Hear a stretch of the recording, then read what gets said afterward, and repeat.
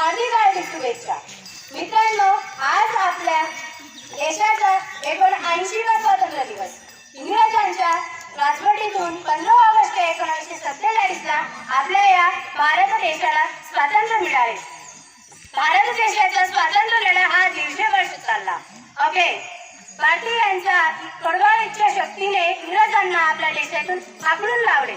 आपल्या देशाला स्वातंत्र्य मिळवून देण्यासाठी अनेक क्रांतिकारकांनी आपल्या जीवनाचे बलिदान दिले, जसे की सुभाषचंद्र बोस, बाळ गंगाधर टिळक, भगतसिंग, राजगुरू, सुखदेव, झाशीची राणी, आपल्या नंदुरबार जिल्ह्यातील शिरीष कुमार यासारख्या अनेक क्रांतिकारकांनी आपल्या जीवनाचे बलिदान दिले व आपले रक्त या मातीत सांडले. भारताच्या स्वातंत्र्य लढ्यामध्ये हजारो स्त्री आणि पुरुषांनी भाग घेतला. अनेक क्रांतिकारक हसत हसत फासावर गेले. अनेक शूरवीरांनी आपल्या प्राणाच्या आहुती दिल्या. स्वतंत्र भारताचे नागरिक बनलो तो दिवस म्हणजे 15 ऑगस्ट 1947. म्हणून हा दिवस भारताच्या इतिहासामध्ये सुवर्ण अक्षराने कोरला गेलेला आहे.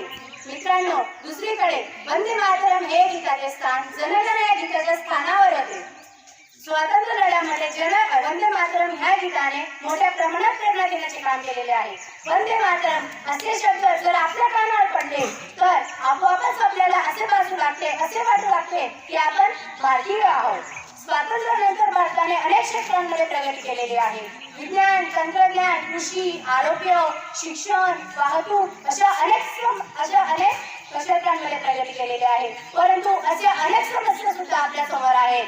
महागाई, बेरोजगार, जातीवाद, अत्याचार, भ्रष्टाचार अशा समस्या आपल्या समोर आहेत. या समस्यांना सामोरं गेलं पाहिजे, त्यांना आपण मुळातूनच नष्ट केलेले पाहिजे. अशा अनेक समस्यांना सामोरे जाऊन आपल्या देशाला स्वातंत्र्य मिळालेले आहे. या समस्यांना जर आपण सामोरं गेलो तरच आपला देश सुजलाम सुफलाम बनेल.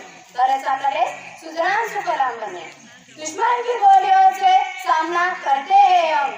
दुश्मन की गोलियों का सामना करते हैं हम. आजाद है आजादी रहेंगे हम. आजाद है आजादी रहेंगे हम. एवढे बोलून माझे 2 शब्द